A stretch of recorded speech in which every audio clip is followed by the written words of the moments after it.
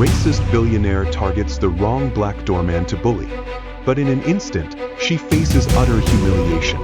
This shocking twist will leave everyone stunned. Claire Simmons had everything society deemed valuable: beauty, wealth, and power. Raised in the upscale neighborhood of Greenwich, Connecticut, her parents sheltered her from the harsh realities of life. Her father was a renowned lawyer, and her mother, a socialite, ensured Claire never had to lift a finger. Her life was a series of lavish days. As a child, her desires were always indulged: ponies, designer clothes, and private tutors. But as she matured, a sense of superiority took root, and she began to believe that she was destined for greatness simply because of her existence. Her upper-crust friends fed her ego, and now, at 32, Claire stood on what she considered her greatest achievement: the position of vice president of marketing at a prestigious company in Chicago. But her drive wasn't fueled by passion for the work. It was the insatiable thirst to prove her superiority over all others. For Claire, everyone around her was just a cog in the machine serving her ascension. Meanwhile, James Carter was nothing more than a janitor to Claire, but to those who took the time to know him, James was a man of resilience and inner strength.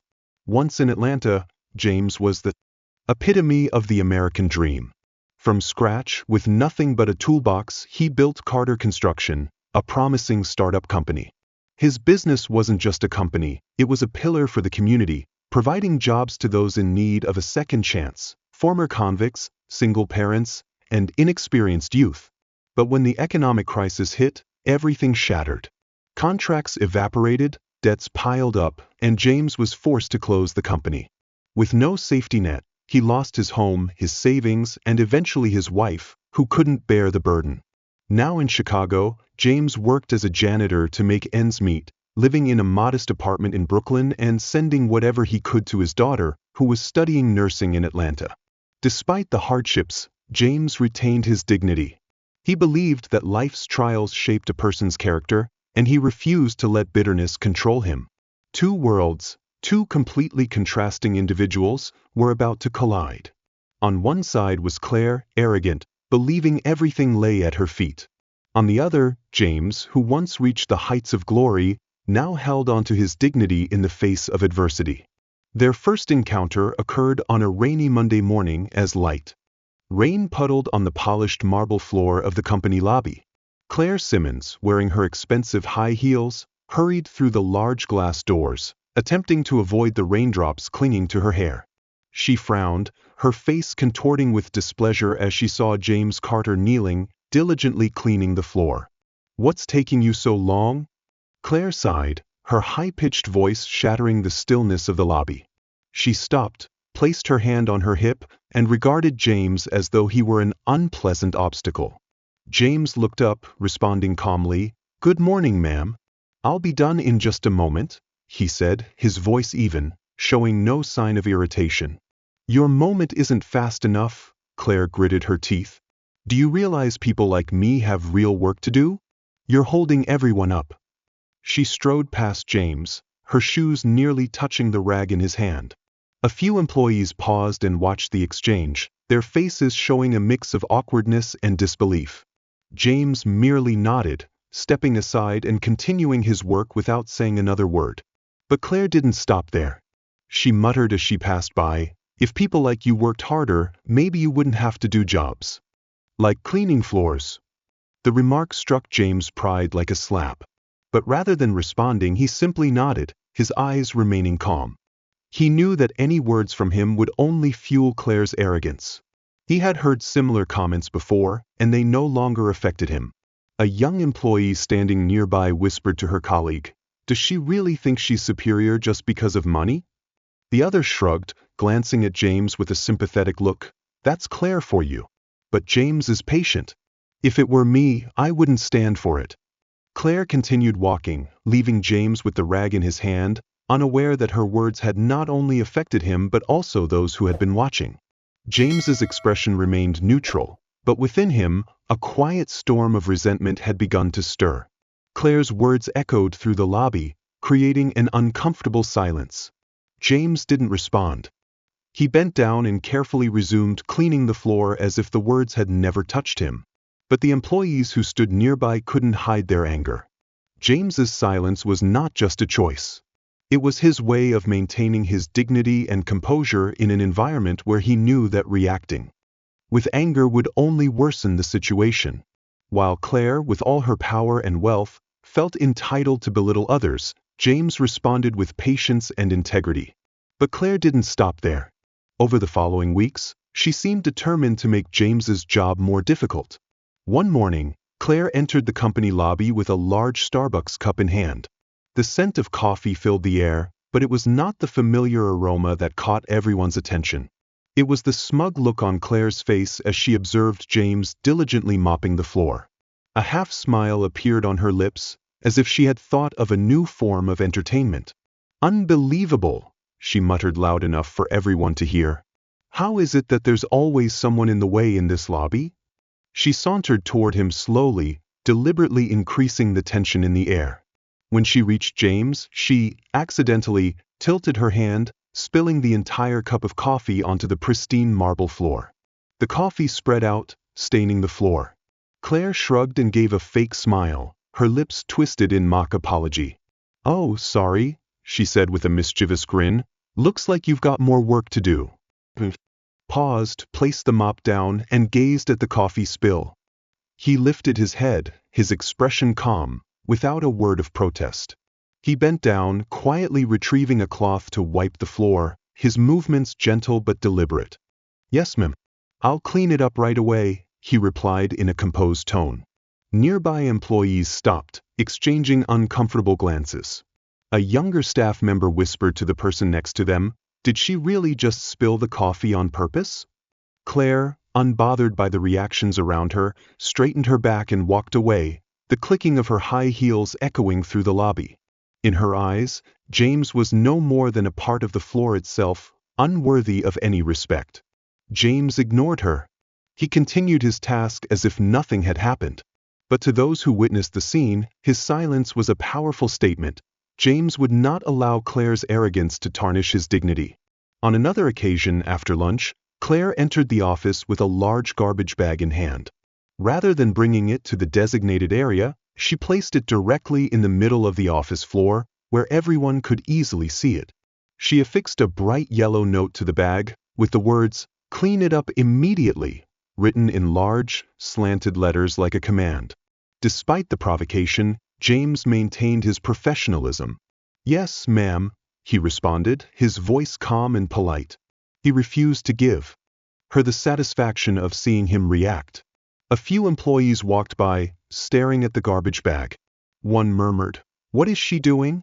James isn't someone she can just mess with like this." Claire stood at a distance, observing with a look of satisfaction in her eyes. For her, this wasn't just about controlling the situation, it was a way to assert her power.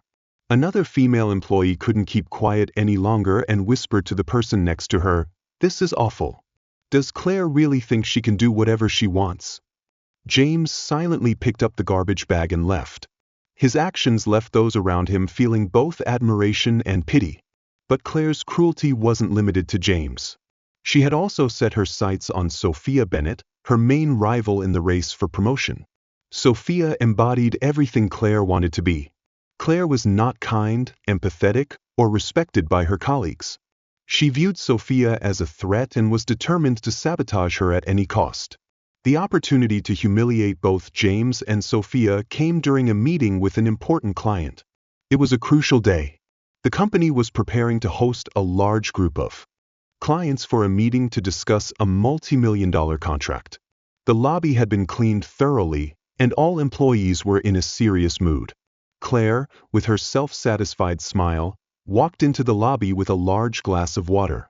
She glanced at James, who was mopping the floor near the meeting room door, her eyes gleaming with mischief.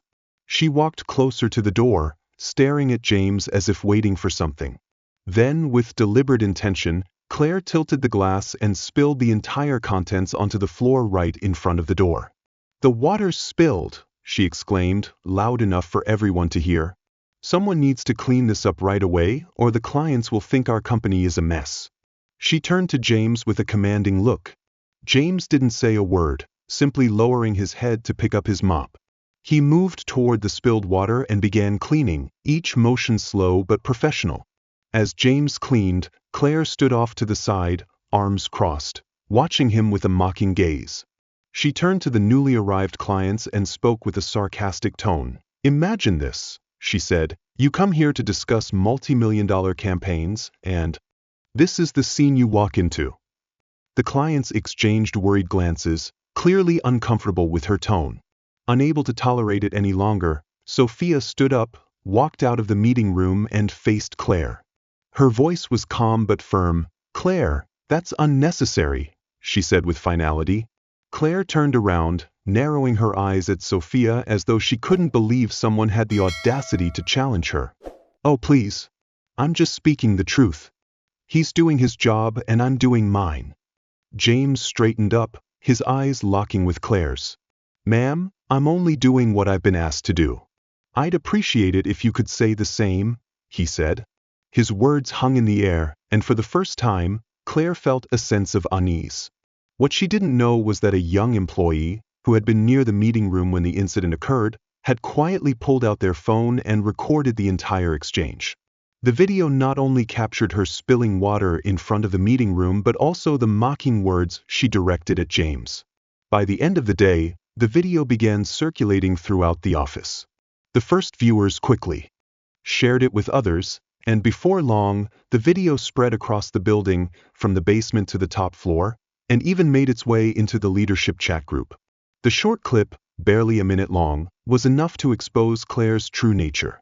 In it, her cold voice was clearly heard. "It's laughable to discuss millions when you have to witness this." No further words were necessary. Claire's image in the company, once seen as a prime candidate for the deputy director position, was now laid bare on the screens of every employee. As soon as the video circulated, the reaction from the staff was swift. Departments buzzed with hushed conversations, and messages of disappointment in Claire began to flood the internal chat group. "Who does she think she is, treating others like that?" one employee wrote. "James didn't do anything wrong. He's just doing his job." "It's sad to see Claire behaving this way," another replied. The clients who had witnessed the incident firsthand were also quick to respond. One of them sent an email to the company's CEO, expressing their disappointment. "Claire's behavior as a senior employee not only tarnishes her image but also affects the company's reputation. This is how you treat your staff. We need to reconsider our partnership." The situation spiraled out of control. The HR department summoned Claire for an official reprimand, and her reputation took a severe hit. But instead of reflecting on her actions, Claire became even more irate. "This is ridiculous," she angrily said to Sophia over lunch. "People are too sensitive these days." "I was just speaking the truth." Sophia shook her head. "No, Claire, you were being ruthless, and it's all going to come back to you." A week later, the CEO held a company-wide meeting to announce the promotion. Claire walked into the room with her head held high, certain that the position would be hers. But instead, the CEO made an announcement. "After careful consideration, we've decided to appoint Sophia Bennett as the new Deputy Director of Marketing," the CEO declared, his voice clear and resolute. The room erupted in applause, but Claire sat frozen, her face pale with shock. Sophia stood up, her expression a mix of surprise and emotion. "Thank you to the leadership for placing your trust in me. I will do my best to prove I deserve this opportunity," she said, her voice sincere and confident. After the meeting, Claire stormed into the CEO's office, shouting, "I deserve that position," she yelled. "You're letting a janitor ruin my career." The CEO's response was cold and sharp. "No, Miss Simmons, you've ruined your own career. James Carter has demonstrated more professionalism and integrity than you ever have. If you can't treat people with respect, you don't belong here." Claire had nothing more to say. So if the room, her anger boiling over, but deep down, she began to realize that her mistakes were coming back to haunt her. Claire's downfall came quickly. Within days, her behavior toward James and Sophia became the talk of the office. Clients requested to only work with Sophia, and Claire found herself increasingly isolated. A few days later, the CEO made another surprising announcement. After reviewing the situation and evaluating the contributions of each individual, we've decided to appoint James Carter as the company's facilities manager. James has not only excelled in his role but has also demonstrated the integrity, patience, and professionalism our company values. The new role came with a higher salary, better benefits, and the opportunity to mentor others. The room erupted into applause. Employees exchanged approving glances. James, who was accustomed to working quietly behind the scenes, stood still for a few seconds. When he rose, his eyes conveyed deep gratitude. "Thank you, everyone. I truly appreciate this opportunity and promise to continue doing my best," James said, his voice low but filled with sincerity. Though it was just a small step in his new journey, for him, it was the recognition he truly deserved after all he had been through. On a quiet evening, the dim streetlights cast a soft glow over the outdoor seating area near the office. James, having just finished his shift, stepped out of the building, his bag slung over his shoulder. He walked slowly across the courtyard, where the gentle breeze rustled through the trees. It was then that he noticed a familiar figure sitting on the bench. Claire Simmons, once a symbol of power and arrogance, now appeared small and lost. She sat motionless, her eyes fixed on the phone in her hands, the light from the screen reflecting on her pale face. James hesitated. For a moment he considered walking away, leaving Claire to her thoughts. But then, memories of his own struggles flooded back. He remembered the long nights of self-doubt, the moments when he thought everything was falling apart. He took a deep breath and walked toward Claire. "Miss Simmons," James spoke, his tone gentle yet firm. Claire looked up, her gaze heavy as she stared at James. A brief flicker of confusion passed across her face as she recognized who was standing before her. "James?" she said, her voice hoarse from exhaustion.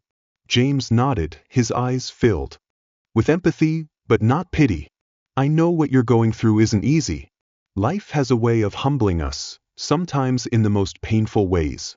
But perhaps this is an opportunity for you to grow, to reflect on what truly matters." Claire turned her face away, her shoulders trembling. James stood still, waiting in silence. Finally she spoke, her voice barely a whisper. "I don't know how to start over. I've lost everything." James sat down next to her, keeping a respectful distance. "I used to think the same way," he said. "But sometimes, to rebuild, we have to be willing to break what we had. To admit that we were wrong, and start with the smallest steps. It's not easy, but it's never impossible." Claire lowered her head, her trembling hand placing the phone down beside her. Tears welled up in the corners of her eyes, glistening in the dim light. "Thank you," she said softly, almost in a whisper. "I'm not sure I deserve a second chance." James smiled, his expression warm and sincere. "A second chance isn't something we're given. It's something we have to create for ourselves. But I believe you can do it. You truly want to." She didn't say anything else. Only silence lingered between the two, once adversaries, now finding a moment of understanding. James stood up, gently patting Claire on the shoulder before walking away, leaving her there, facing herself and the meaningful words he had shared. Months later, Claire was no longer working at the company. The reputation of being a bully had followed her, and career opportunities became scarce. She spent her days reflecting on her choices, haunted by the truth that her actions had cost her everything. As for James, he used his promotion to start a scholarship fund for underprivileged students. At the first charity gala he organized, Sophia gave a moving speech about how James' resilience had inspired her. One evening, Claire scrolled through social media and saw photos from the gala. For the first time, she fully felt the consequences of her actions. James had risen above her cruelty, proving that kindness and integrity were far stronger than arrogance and power. Treat others with respect, because life has a way of teaching us that the way we treat others ultimately defines who we are. This story reminds us of a simple yet profound truth: every action, no matter how small, has ripple effects. How we treat others defines who we are, and karma has a way of evening the scales when we least expect it. And so, James' journey didn't just end with a promotion, it inspired countless others who witnessed his quiet resilience. It became a tale whispered across the company, a reminder that no matter how difficult life becomes, staying true to one's values can lead to triumph. If stories like these move you, stay with us as we explore more moments where humanity's strength shines brightest, where even the smallest victories carry the weight of profound lessons. Subscribe and join us in uncovering more dramatic, thought-provoking tales that reveal the best, and sometimes the worst, of what it means to be human. After all, isn't it these very stories that remind us of the power of empathy, resilience, and redemption? Thank you for supporting the channel. Please like, share, and subscribe to receive the latest updates. The stories are collected from various sources and do not represent any individual or organization. They are shared with the intention of spreading human values in life and have been rewritten with the support of AI. Are any mistakes? Kindly overlook them with understanding. Wishing you all the best in life.